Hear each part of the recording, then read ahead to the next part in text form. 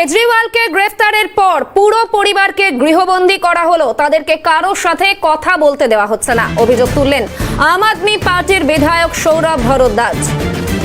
কেজরিওয়ালকে গ্রেফতার করার পর পুরো পরিবারকে হাউস অ্যারেস্ট করা হয়েছে এমনটাই কিন্তু জানা গেছে এবং তাদেরকে অরবিন্দ কেজরিওয়ালের পরিবারের সদস্যদের কারোর সাথে কথা বলতে দেওয়া হচ্ছে না, এমনটা অভিযোগ তুলেছেন আম আদমি পার্টির বিধায়ক সৌরভ ভরদ্বাজ। গতকাল রাতে গ্রেফতার করা হয় অরবিন্দ কেজরিওয়ালকে এবং গতকাল রাতে সেই দৃশ্য আপনারা যেমন দেখছেন এবং একেবারে কড়া নিরাপত্তার বেষ্টনীতে মুড়ে ফেলা হয়েছে অরবিন্দ কেজরিওয়ালের বাসভবন এবং তার পরিবারের সদস্যদের কিন্তু কোনোভাবেই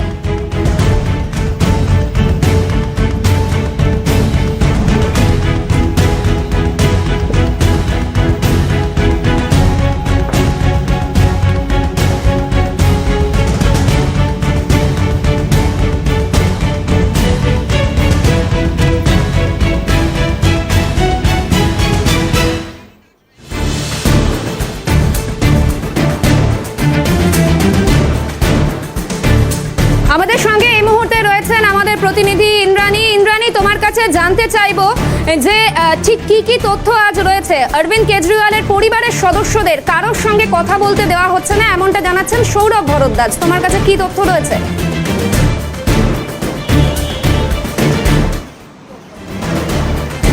দেখো, অরবিন্দ কেজরিওয়ালকে গতকাল রাত্রিরে গ্রেপ্তার করা হয়েছে এবং তারপর থেকে তার পরিবারের প্রত্যেককে হাউস অ্যারেস্ট করে রাখা হয়েছে, অভিযোগ তুলছেন আম আদমি পার্টির নেতা তথা দিল্লির মন্ত্রী সৌরভ ভরদ্বাজ। আজকে আইটিওর সামনে সৌরভ ভরদ্বাজ অতসী সমেত আম আদমি পার্টির একাধিক মন্ত্রীকে গ্রেপ্তার করেছে দিল্লি পুলিশ। তারা দিল্লির বিজেপির সদর দপ্তরের দিকে যাচ্ছিলেন, সেখানে তাদের 10টা থেকে প্রতিবাদ এবং বিক্ষোভ ধর্ণা ছিল, কিন্তু তার আগেই আইটিওর কাছে তাদের গ্রেপ্তার করা হয়। সেই সময় সৌরভ ভরদ্বাজ এই বিস্ফোরক অভিযোগ তোলেন। তিনি পরিষ্কার বলেন যে কোনোভাবেই কিন্তু তারা যোগাযোগ করতে পারছেন না মাননীয় মুখ্যমন্ত্রী অরবিন্দ কেজরিওয়ালের পরিবারের সাথে এবং সেই জায়গা থেকেই কিন্তু তার এই অভিযোগ। তারা যেটা বলেন যে এইভাবে একজন মুখ্যমন্ত্রী, সিটিং মুখ্যমন্ত্রীকে রাতের অন্ধকারে গ্রেপ্তার করা হলো, এটা গণতন্ত্রের হত্যা এবং একই সাথে তার পরিবারের কারোর সাথেও কিন্তু দলের কর্মীদের বা নেতাদের যোগাযোগ করতে দেওয়া হচ্ছে না। তোমাকে জানিয়ে রাখবো, ইডি ইতিমধ্যেই সুপ্রিম কোর্টে ক্যাভিয়েট দাখিল করেছে যাতে অন্য কোনো বেঞ্চে কোনোভাবে এই মামলাটা দাখিল করা হলে তারা যাতে সাথে সাথে জানতে পারে।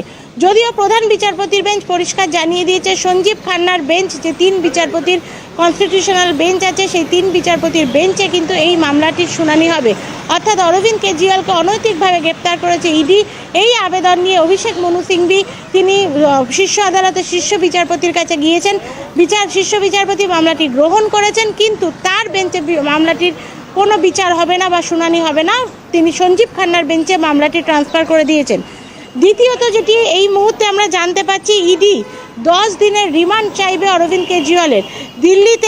দিল্লিতে ইডির যে সদর কার্যালয়, সেখানে এই মুহূর্তে আমরা দাঁড়িয়ে রয়েছি প্রবর্তন ভবনের সামনে। সেখানে পুলিশ ডিপ্লয়মেন্ট তুমি দেখছো, এরকমই কিন্তু কড়া পাহারায় মুড়ে ফেলা হয়েছে দিল্লির বিভিন্ন জায়গা।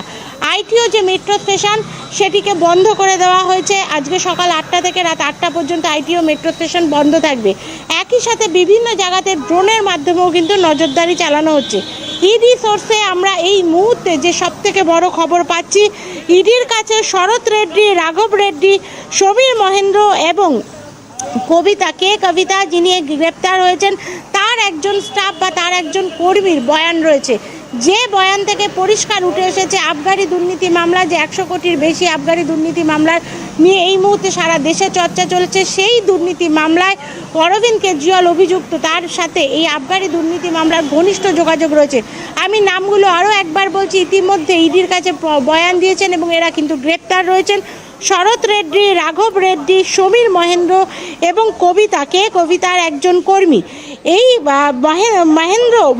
সমীর মহেন্দ্র ইনি কিন্তু এই মামলার কি পার্সন বলে আমরা জানতে পাচ্ছি এবং একটি ছেলের নাম কিন্তু বারে বারে উঠে আসছে। এই মামলায় এক ব্যক্তির নাম বারে বারে উঠে আসছে, তিনি হলেন বিজয় নায়ার।